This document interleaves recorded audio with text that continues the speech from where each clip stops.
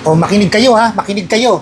Para hindi tayo paulit-ulit. Ituturo ko na sa inyo ha. Nanginginig yung lamang ko eh. Ha? Papatest kayo sa laboratory, may fasting. Sasabihin namin sa inyo ilang oras kayo hindi dapat kakain. Iba-iba ho yan ha. Pagka FBS, pagka kolesterol, sinasabi naman ho namin yan eh. Pinapaliwanag naman ho namin yan eh. At pwede ho kayong magtanong. Pag sinabi namin 8 to 10 hours, 8 to 12 hours, 10 to 12 hours, makikinig kayo. Ibig sabihin nun, hindi kayo pwedeng kumain sa mga ganung oras. Sinusulat namin yan eh. Hindi mo lang binabasa ata eh, ha? Sinulat ko na, hindi mo pa binasa, ha?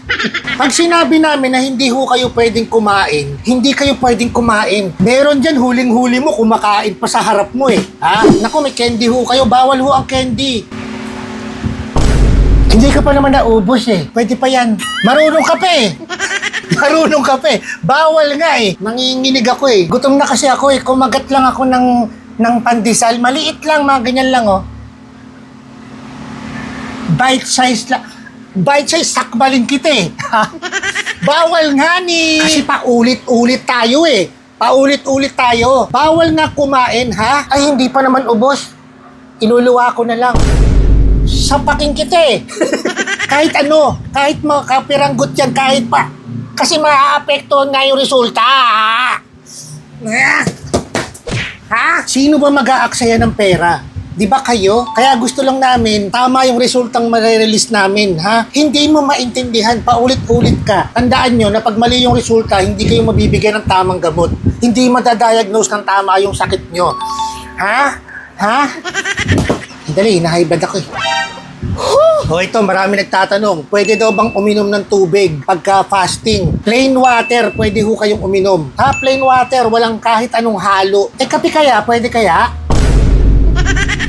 Bingi ka ba? Ha? O check up mo kaya tenga mo? Ha? Sinabi ng bawal nga eh. Plain water nga, sasabihin mo, kape? Ha? Pwede ba yung tubig galing sa dagat?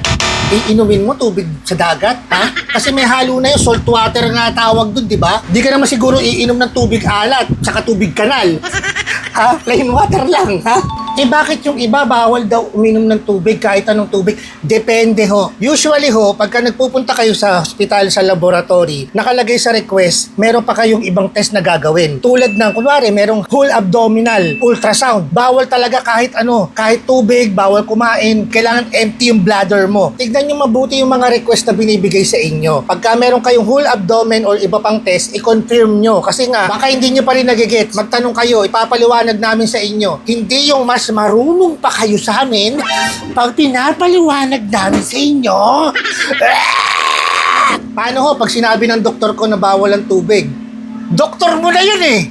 Sumunod ka. Makinig ka pag sinabi niya bawal tubig, bawal kahit ano. Wag matigas ang ulo mo. Sumunod ka doon. Hindi yung mas marunong ka pa. Kasi nanginginig yung lamang ko sa'yo, ha? Ganyan talaga, mahirap magkasakit. Kaya ingatan nyo yung mga sarili nyo. Lalo na tigas ng ulo mo eh. Sinabi ng bawal, kakain ka pa rin ng ano eh. Ha?